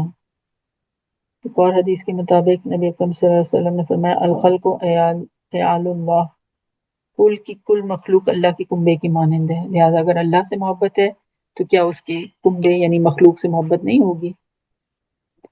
حضرت ابو ہریرہ رضی اللہ تعالیٰ عنہ روایت کرتے ہیں کہ رسول اللہ صلی اللہ علیہ وسلم نے فرمایا قیامت کے دن اللہ تعالیٰ فرمائے گا اے آدم کے بیٹے میں بیمار ہوا تو نے میری تیمارداری نہیں کی۔ وہ کہے گا پروردگار میں تیری تیمارداری کیسے کرتا جبکہ تو رب العالمین ہے؟ تو اللہ تعالیٰ فرمائے گا کیا تو نہیں جانتا کہ میرا فلاں بندہ بیمار ہوا اور تو نے اس کی تیمارداری نہیں کی؟ کیا تو نہیں جانتا کہ اگر تو اس کی تیمارداری کرتا تو مجھے اس کے پاس موجود پاتا؟ پھر اے آدم کے بیٹے میں نے تجھ سے کھانا مانگا تھا تو نے مجھے کھانا نہیں کھلایا۔ وہ کہے گا اے میرے رب میں تجھ کو کھانا کیسے کھلاتا جبکہ تو رب العالمین ہے؟ اللہ تعالیٰ فرمائے گا کیا تو نہیں جانتا کہ تجھ سے میرے فلاں بندے نے کھانا مانگا تھا تو نے اس کو کھانا نہیں کھلایا؟ کیا تو نہیں جانتا کہ اگر تو اسے کھانا کھلاتا تو اس کھانے کو میرے پاس موجود پاتا؟ اے آدم کے بیٹے میں نے تجھ سے پانی مانگا تھا تو نے مجھے پانی نہیں پلایا۔ وہ کہے گا پروردگار میں تجھ کو کیسے پانی پلاتا جبکہ تو رب العالمین ہے؟ اللہ تعالیٰ فرمائے گا تجھ سے میرے فلاں بندے نے پانی مانگا تھا تو نے اس کو پانی نہیں پلایا تھا، اگر تو اس کو پانی پلا دیتا تو اپنے اس عمل کو میرے پاس موجود پاتا۔ تو اندازہ لگائیے کہ یہ اہمیت ہے ہمارے دین میں حاجت مندوں کی حاجت روائی دور کرنے کی، کہ انسان دوسرے کے لیے کتنا خیر اور نفع کا باعث ہو سکتا ہے اور ہونا چاہیے، کہ کس طرح ہم اپنے سے دوسروں کو فائدہ پہنچائیں۔ اب یہ جو خیرات اور صدقات ہے نا اس میں ترتیب کیا ہونی چاہیے؟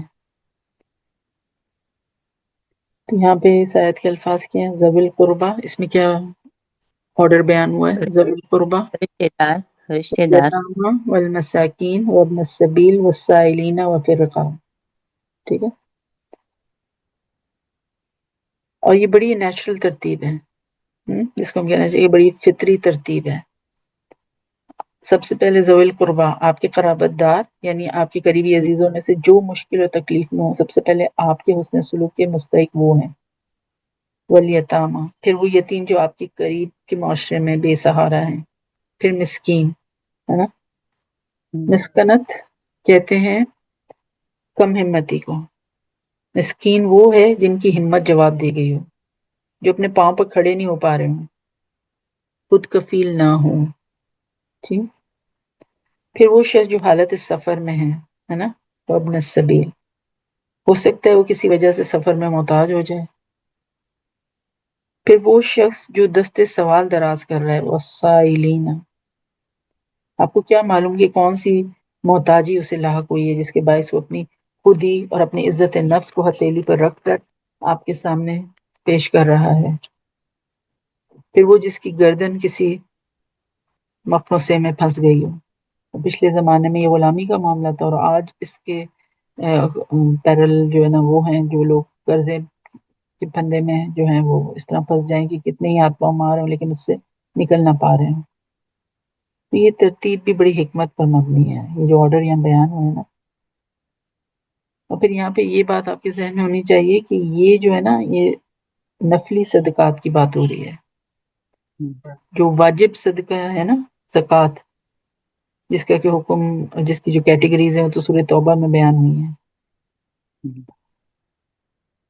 نبی اکرم صلی اللہ علیہ وسلم زکوٰۃ کے بارے میں جب ان سے پوچھا گیا آپ صلی اللہ علیہ وسلم سے، تو آپ نے فرمایا کہ لوگوں یہ مغالطہ نہ ہو کہ مال میں صرف زکوٰۃ کی ادائیگی ہے، یہ تو فرض ہے، اس کے علاوہ بھی تمہارے مال میں حاجت مندوں کا حق ہے. پھر آپ صلی اللہ علیہ وسلم نے اس کو اتھینٹیکیٹ کرنے کے لیے اپنی اس بات کو آپ نے یہی سورہ مبارکہ، یہی آیت مبارکہ جو ہے نا سورۃ البقرہ کی آیت 177 وہ آپ نے تلاوت فرمائی. پھر ایک اور بات بھی ذہن میں رہنی چاہیے کہ انفاق مال خرچ کرنے کی جن کیٹیگریز کا اس آیت مبارکہ اس حصے میں ذکر ہوا ہے نا، اس سے مقصد کیا ہے؟ اصل مقصد انسانی ہمدردی اور انسانیت کی خدمت کا جذبہ پیدا کرنا ہے. اب سوال یہ پیدا ہوتا ہے کہ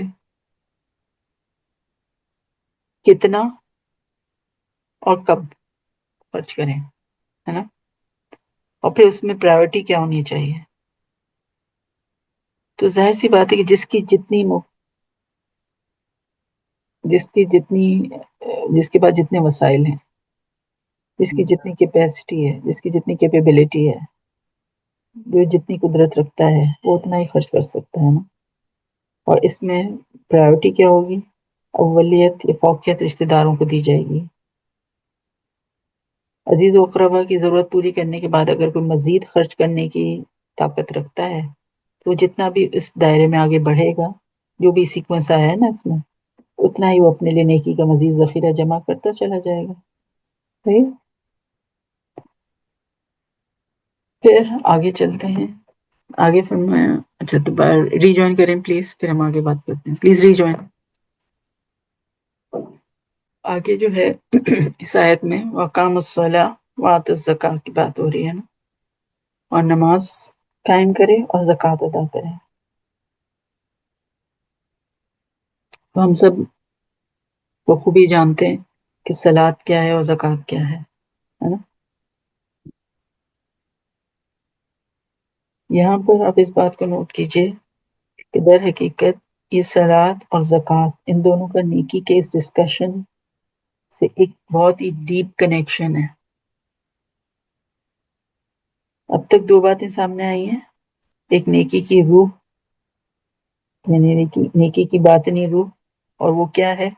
ایمان، ہے نا.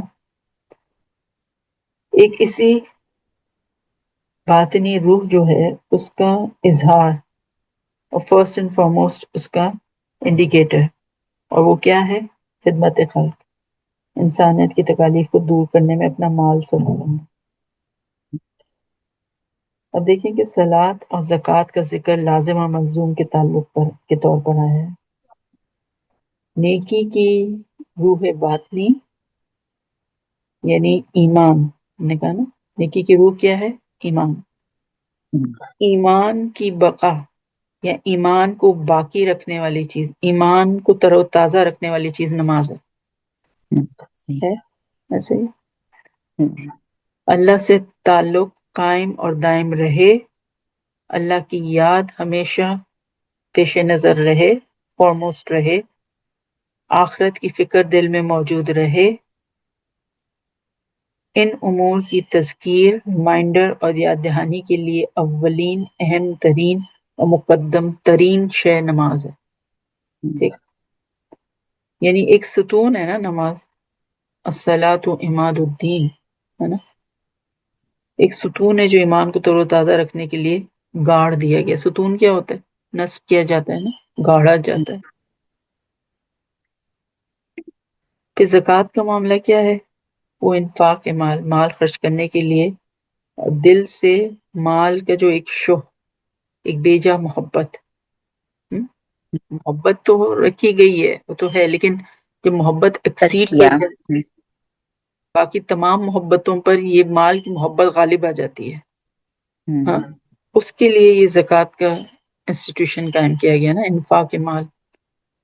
تو وہ کس لیے کہ دل سے مال کی جو بیجا محبت ہے، ایک لالچ والی کیفیت جو ہے نا، وہ دور کرتی ہے. اور پھر انسانیت کی ہمدردی کے ضمن میں جن کیٹیگریز کا ذکر پہلے آ چکا ہے، ان کے لیے دل کو کشادہ کرتی ہے. یعنی زکوٰۃ وہ چیز ہے جو سمجھے کہ جو نفلی صدقات ہے نا، اس کے لیے ایک سٹارٹر کا کام انجام دیتی ہے. یو اسٹارٹ وتھ زکوٰۃ and then you go ahead. Right. زکوٰۃ وہ چیز ہے جو فرض کر دی گئی ہے نا، وہ تو مینڈیٹری ہے، لازمی دینا ہی دینا ہے. اسے تو نصاب کے مطابق ہر سال ہر حال میں ادا کرنا ہے، اور وداؤٹ اینی رائم اور ریزن آپ نے دینی ہے. نو ifs اینڈ بٹس. دینا نہ چاہو گے تو خالص اسلامی ریاست میں زبردستی لے لی جائے گی. تو یہ جو زکوٰۃ کی جو فرضیت ہے نا، اس کی صورت میں آپ کے سامنے مطلب تھوڑی سی اب ہم بات ادھر ادھر بھی لے جاتے ہیں نا، جو فزکس کا جو ایک اسٹیٹک فرکشن کا اصول ہے نا، وہ آپ کے سامنے رہنا چاہیے. یعنی اسٹیٹک فرکشن کیا ہوتی ہے؟ یعنی اگر کوئی چیز کھڑی ہو تو اس کو حرکت میں لانے کے لیے بہت قوت استعمال کرنی پڑتی ہے. ایک چیز چل پڑے تو اب ذرا سی قوت بھی اس حرکت کو برقرار رکھ سکے گی. ایسا ہی ہے نا؟ صحیح ہے. لہٰذا انفاق کی راہ پر چلانے کے لیے، انفاق یعنی خرچ، مال خرچ کرنا، مال کو خرچ کرنے کی راہ پر چلانے کے لیے ابتدائی محرک، ابتدائی ڈرائیونگ فورس، موٹیویشن فیکٹر وہ زکوٰۃ. ٹھیک ہے، دل پر مال کی محبت کی جو مہر لگی ہوئی ہے، اسے توڑنے والی چیز زکوٰۃ ہے. صحیح. اب جب کہ ایک کام کا آغاز ہو گیا، یعنی کہ مال خرچ کرنے کی عادت ہو گئی ہے نا، آغاز ہو گیا، آپ سمجھیں کہ عادت نہیں ہوئی، آغاز ہو گیا، تو پھر نفلی صدقات کے لیے بھی بند مٹھی کھل جائے گی. اور پھر نفلی صدقات کی تو کوئی حد نہیں، اسکائی از دی لمٹ. اس کے بارے میں قرآن مجید کی آیت بھی آتی ہے نا، یسألونک ماذا ینفقون، اور اے نبی صلی اللہ علیہ وسلم یہ لوگ آپ سے پوچھتے ہیں کہ کتنا خرچ کریں. تو کس چیز کے لیے پوچھ رہے تھے یہ صحابہ پوچھ رہے تھے کہ کتنا ہم نفلی صدقات کتنے دے سکتے ہیں. تو جواب کیا دیا گیا اس کے لیے؟ ضرورت سے زیادہ، مطلب جو زیادہ ہو ضرورت کے بعد. مطلب یعنی اس پر جو اتنا زور دیا جا رہا ہے نا انفاق فی سبیل اللہ پر، تو صحابہ پوچھنا چاہ رہے تھے کہ what is the limit for it, مطلب اس کی آخری حد کیا ہے؟ تو کیا بتایا گیا؟ قل العفو، اے نبی صلی اللہ علیہ وسلم کہہ دیجئے کہ جو بھی تمہاری ضرورت سے زائد اور فاضل ہے، whatever is extra with you, اس کو دے ڈالو. یس، ون ورڈ سفس، عفو، جو ضرورت سے زیادہ ہے تمہارے پاس وہ دے دو تم. مونجی جوتی ملائے یہ مونجا نہ کرا.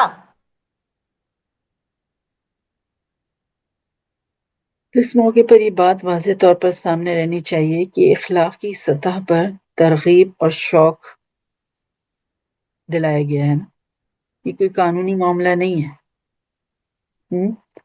قانون اور عبادت کے طور پر تو صرف زکوٰۃ فرض ہے. جو نفلی صدقات ہیں وہ کیا ہیں؟ دل کے شوق سے جو کرنا چاہیں، جو نیکی کے درجات اعلیٰ حاصل کرنا چاہے، do as per you want. جیسے نفل نماز ہے، جو فرض نماز ہے وہ تو آپ نے پڑھنی ہے. ہاں، اگر وہ آپ ادا نہیں کرتے تو آپ پھر ادھر سے ادھر چلے جاتے ہیں نا. نماز is the line of demarcation between ایمان اینڈ کفر. پھر نفلی نماز جو آپ شوق سے ادا کر سکتے ہیں، جو خلوص کے ساتھ اللہ کے لیے آپ پڑھ سکتے ہیں، پڑھیں.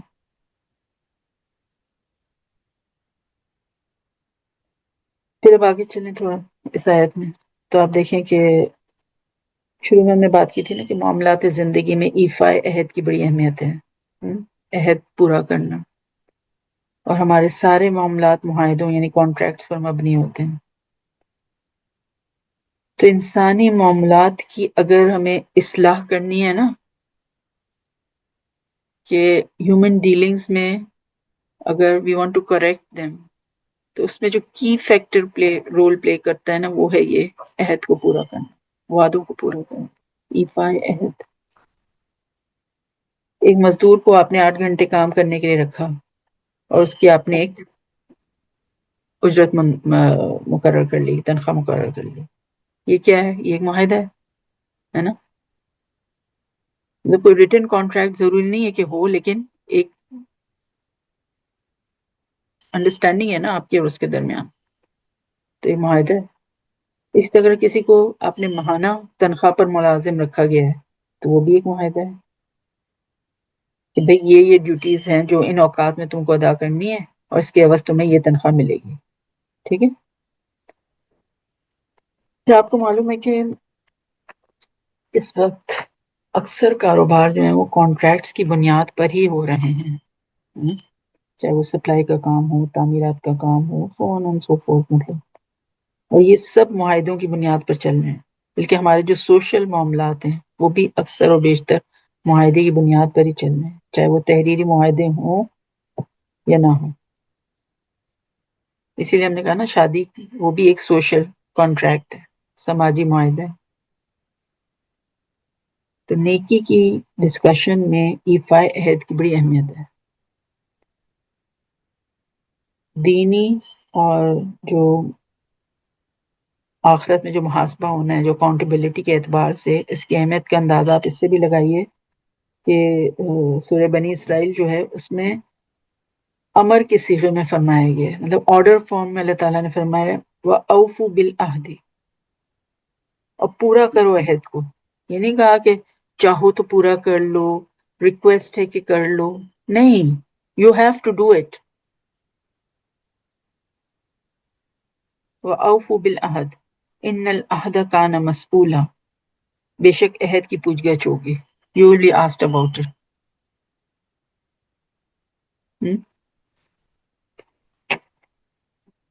پھر اب آخری بات جو فرمائے گی وَالصَّابِرِينَ فِي الْبَأْسَاءِ وَالضَّرَّاءِ وَحِينَ الْبَأْسِ، یعنی خاص طور پر ذکر ہے صبر کرنے والوں کا. اور یہ صبر کس کس کام میں مطلوب ہے اس کا بیان آگے آیا ہے کہ فقر و فاقہ، تنگی اور جسمانی یا ذہنی اذیت اور الجھن و کوفت ہو اس کے موقع پر، اور پھر نقد جان ہتھیلی پہ رکھ کر میدان جنگ میں آ جانے کے مرحلے پر.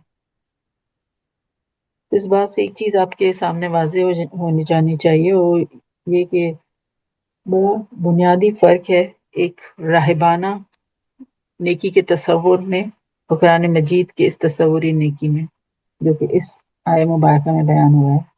آئی ہوپ کہ آپ کو ایک بہت واضح کنٹراسٹ نظر آ رہا ہوگا نا. جو راہبانہ تصور ہے نیکی کا، اس میں نیک لوگ کیا میدان چھوڑ کر اور معاشرے سے ایک فرار اختیار کر کے غاروں میں یا کہیں گھنے جنگل میں جا کر اپنی زندگیاں گزارتے ہیں. ایسا ہی ہے نا. اسلام کا معاملہ یہ ہے کہ وہ لوگوں کو عین معاشرے اور تمدن کے مجدار میں رکھ کر نیکی کی تلقین کرتا ہے کہ تم لوگوں کے درمیان رہ کر، تم کلچر اینڈ سویلائزیشن کے جو تانا بانا ہے اس میں رہتے ہوئے تم اب نیکی کرو. الگ تھلگ بیٹھ کر کوئی ذمہ داری نہیں، کچھ نہیں کرنا، نیکی تو کوئی کون سی بڑی بات ہے. اور پھر تم کو یہ سب رشتوں میں نعتوں میں مطلب جو تم گتھے ہوئے ہو اس میں رہتے ہوئے تم نے نیکی کرنی ہے. اور پھر نیکی کے وہ تمام لوازمات ذہن میں لائیے کہ ایمان آپ کا کتنا پختہ ہونا چاہیے. وہ نیکی کریں گے اللہ کے لیے، آخرت میں اس کا اجر چاہیے، دنیا میں اس کا کوئی ریوارڈ ملے نہ ملے. تو یہ سب اس مائنڈ سیٹ کے ساتھ تم نے نیکی کرنی ہے، اور اس سے کوئی ڈاؤن ہل نہیں جانا، یا تم کو جو ہے نا کوئی پسپائی اختیار نہیں کرنی اور کوئی فرار نہیں حاصل کرنی، بلکہ جو گناہ کے جو مواقع موجود ہیں، جو گناہ کے جو ٹیمپٹیشنز ہیں، ان کے ساتھ تم کو پنجہ آزمائی اور اس کی آنکھوں میں آنکھیں ڈال کر اس کے ساتھ مقابلہ کرنے کا پھر سبق اور تلقین کی جا رہی ہے. یہ سب ہوتے ہوئے اب تم کیسے بچتے ہو؟ This is your test. یہ تمہاری آزمائش ہے. گناہ کے مواقع ہوتے ہوئے تم اب نیکی کی طرف کیسے جاتے ہو. This is what you are being tested upon. نیکی کا دنیا میں بول بالا کرنے کے لیے مصائب تکالیف جھیلنا، فقر و فاقہ برداشت کرنا، یہاں تک کہ جان کی بازی کھیل جانا، وہ اسلام کے نزدیک نیکی کی معراج ہے. یعنی ٹاپ موسٹ نیکی تو یہ ہے. پھر آپ دیکھیں کہ دنیا میں جو بھی نظام رائج ہوتے ہیں نا، مطلب جو مورل ویلیوز جو دنیاوی سطح پر ہوتی ہیں، ان سب میں ایک تصور ہوتا ہے کہ سب سے بڑی خیر کیا ہے. ایک خیر اعلیٰ کا تصور ہوتا ہے کہ highest good what is it, کہ سب سے اونچی نیکی کون سی ہے. تو قرآن حکیم کی روح سے سب سے بلند، سب سے اونچی اور سب سے اعلیٰ نیکی یہ ہے کہ نیکی کو رواج دینے کے لیے، خیر کی تلقین کرنے کے لیے، حق کے غلبے کے لیے، اجتماعی نظام عدل و قسط کے قیام کے لیے، صداقت، دیانت اور امانت کی بالادستی کے لیے اپنی گردنیں کٹا دو.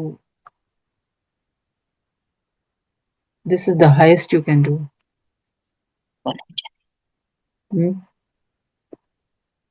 قرآن میں آتا ہے نا وَلَا تَقُولُوا لِمَن يُقْتَلُ فِي سَبِيلِ اللَّهِ أَمْوَاتٌ. جو لوگ اللہ کی راہ میں قتل ہو جاتے ہیں ان کو مردہ نہ کہو، بلکہ وہ زندہ ہیں، لیکن تم اس کا شعور و ادراک نہیں کر سکتے. اور یہ جو چل رہا ہے سلسلہ، جو یہ آیت میں نے بھی آپ کو بتائی سورہ بقرہ کی، تو یہ مضمون ختم کس طرح ہوتا ہے؟ وَبَشِّرِ الصَّابِرِينَ الَّذِينَ إِذَا أَصَابَتْهُم مُّصِيبَةٌ قَالُوا إِنَّا لِلَّهِ وَإِنَّا إِلَيْهِ راجعون أُولَٰئِكَ عَلَيْهِمْ صَلَوَاتٌ مِّن رَّبِّهِمْ وَرَحْمَةٌ وَأُولَٰئِكَ هُمُ الْمُهْتَدُونَ. اور اے نبی صلی اللہ علیہ وسلم بشارت دیجیے ان صبر کرنے والوں کو کہ جب ان پر کوئی مصیبت آتی ہے تو وہ کہتے ہیں کہ ہم اللہ ہی کے ہیں اور اسی کی جانب ہمیں لوٹ جانا ہے. یہی ہیں وہ لوگ جن پر ان کے رب کی عنایتیں اور رحمتیں، اور یہی ہیں ہدایت یافتہ اور بامراد. علامہ اقبال نے جو ایک شعر کہا ہے کہ محبت مجھے ان جوانوں سے ہے ستاروں پہ جو ڈالتے ہیں کمن. تو قرآن، اسلام مومن کو ایم ہائی کرنے کا سکھاتا ہے. And this is the highest aim you can have. کہ اللہ کی زمین پر اللہ کے دین کی سربلندی میں میری جان کام آ جائے، میں جان کا نذرانہ دے دوں.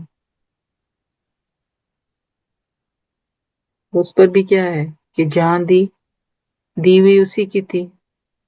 حق تو یہ ہے کہ حق ادا نہ ہوا ہے نا، لیکن پھر بھی اللہ تعالیٰ کہتا ہے کہ this is the highest you can do.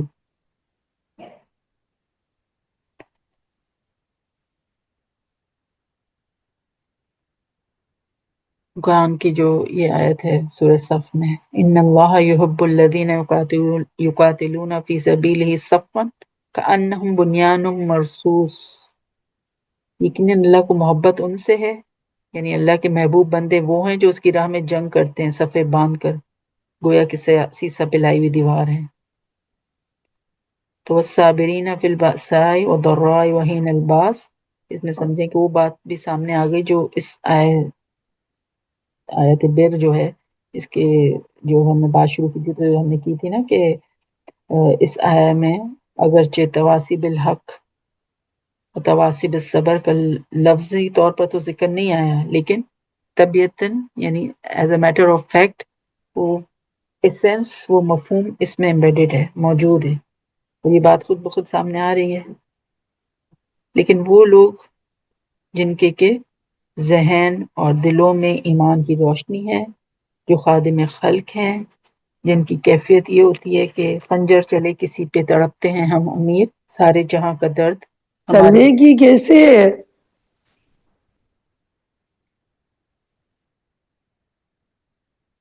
تو جو لوگ نماز اور زکوٰۃ پر کاربند ہیں، جو ایفائے عہد پر پورے اترتے ہیں، ان کی جنگ کس مقصد کے لیے ہو سکتی ہے؟ یقیناً ان کی جنگ پھر نفس پرستی کے تحت نہیں ہو سکتی، ان کی جنگ کوئی ملک کی ہوس یا کوئی دولت کی ہوس، کوئی مال کی ہوس کے لیے نہیں ہو سکتی، بلکہ فی سبیل اللہ، ان دا کاز آف اللہ ہی ہو سکتی ہے نا؟ شہادت مطلوب و مقصود مومن، نہ مال غنیمت نہ کشور کشائی۔ پھر اس آیت جو آیت بر ہے، آیت 177 سورۃ البقرہ، اس کا اختتام کیسے ہو رہا ہے؟ اولئک الذین صدقوا واولئک هم المتقون، یہی ہیں وہ لوگ جو حقیقتاً سچے اور راست گو اور راست باز ہیں، اور یہی ہیں وہ لوگ جو واقعتاً متقی یعنی اللہ تعالیٰ کی نافرمانی سے بچنے والے ہیں۔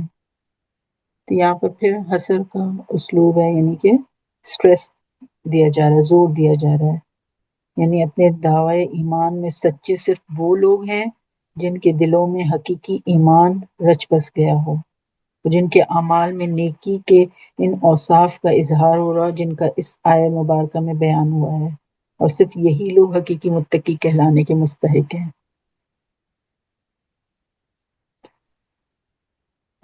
تو الحمدللہ اس آیت مبارکہ کے پہ جو ہم نے ایک غور و فکر کیا مختصر دورانیے میں، تو اس سے معلوم ہوا ہوگا آپ کو کہ سورۃ العصر کے جو چاروں مضامین جو ہے نا وہ یہاں موجود ہیں، ہے نا؟ اور وہاں پہ سورۃ العصر میں کامیابی اور فوز و فلاح کے جن 4 لوازمات کا بیان ہوا تھا، ان کو اس آیت مبارکہ میں، یہ آیت البر میں، ایک نئے انداز میں، ایک نئے اسلوب، ایک نئے پیرائے اور نئے سلسلہ کلام یا نئے کانٹیکسٹ میں، ہے نا، ایک نئی بحث کے انڈر جو ہے وہ ڈسکس کیا گیا ہے نا۔ حقیقت واحد وہی ہے جو سورۃ العصر میں آئی، اسی کو ہم نے ایک مرتبہ سمجھے کہ یہاں پر دوبارہ آج جو ہے ایک نئے پرسپیکٹیو کے ساتھ، ایک نئے رخ کے ساتھ پھر دیکھ لیا۔ نیکی کی حقیقت اور تقوی کا جو قرآنی معیار، قرآن حکیم کی اس عظیم آیت کے حوالے سے ہمارے سامنے آیا ہے نا، اس کا اصل فائدہ تبھی حاصل ہوگا جب ہم یہ ارادہ اور عزم کر لیں، یہ ڈٹرمنیشن ہم باندھ لیں کہ جو علم ہمیں قرآن اور حدیث سے حاصل ہوا اس پر ہم عملاً کاربند ہونے کی، اس پر پریکٹیکلی عمل کرنے کی، اس کو پریکٹیکلی فالو کرنے کی ہر ممکن کوشش کریں گے۔ تو بس اللہ تعالیٰ ہمارا حامی و ناصر ہے۔ وما علینا الا البلاغ۔ سبحانک اللہم و بحمدک، نشہد ان لا الہ الا انت، نستغفرک و نتوب الیک۔ سبحان ربک رب العزت عما یصفون وسلام علی المرسلین والحمد للہ رب العالمین۔ جزاکم اللہ خیرا کثیرا۔ السلام علیکم ورحمۃ اللہ وبرکاتہ۔